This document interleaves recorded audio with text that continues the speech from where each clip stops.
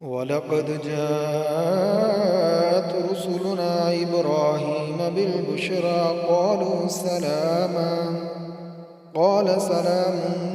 فما لبث أن جاء بعجل حنيذ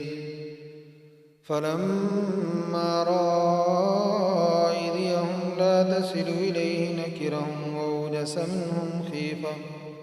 قالوا لا تخف قالوا لا تخف إنا أرسلنا إلى قوم لوط وامرأته قائمة فضحكت فبشرناها بإسحاق ومن وراء إسحاق يعقوب قالت يا ويلتى ألد وأنا عجوز وهذا بعلي شيخا إن هذا لشيء عجيب قالوا وتعجبين من أمر الله رحمة الله وبركاته عليكم أهل البيت إنه حميد مجيد فلما ذهب عن إبراهيم الروع وجاءته البشرى يجادلنا في قوم لوط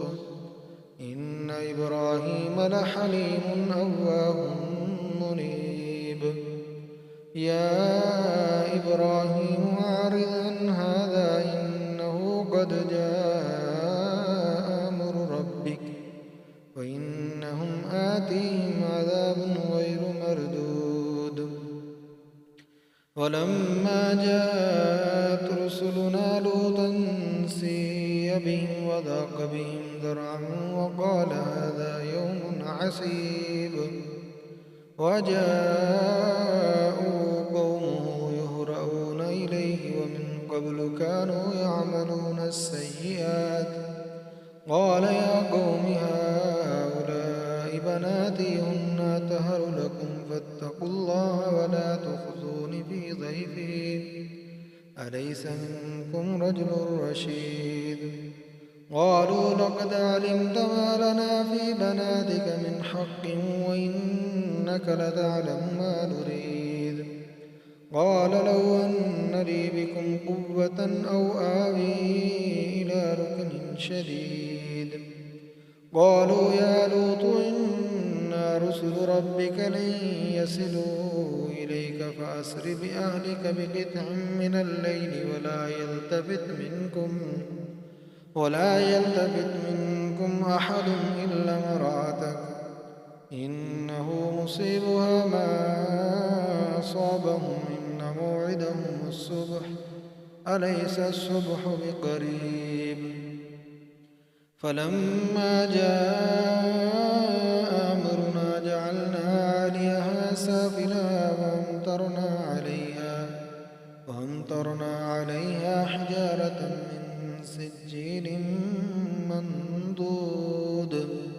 مسومة عند ربك وما هي من الظالمين ببعيد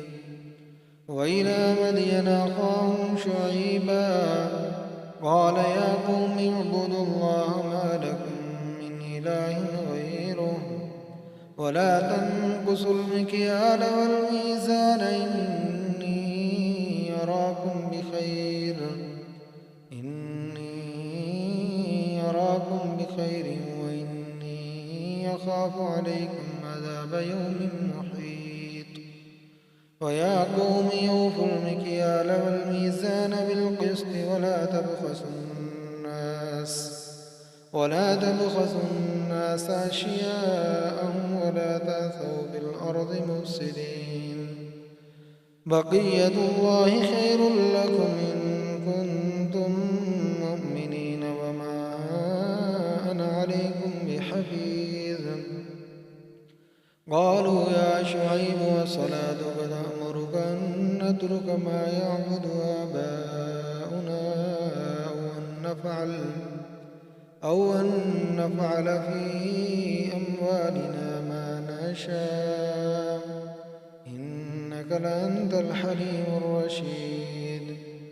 قال يا قوم أرأيتم إن كنت على بينة من ربي ورزقني منه رزقا حسنا وما أريد أن أخالفكم إلى ما أنهاكم عنه إن أريد إلا الإصلاح ما استطعت وما توفيقي إلا بالله عليه توكلت وإليه أنيب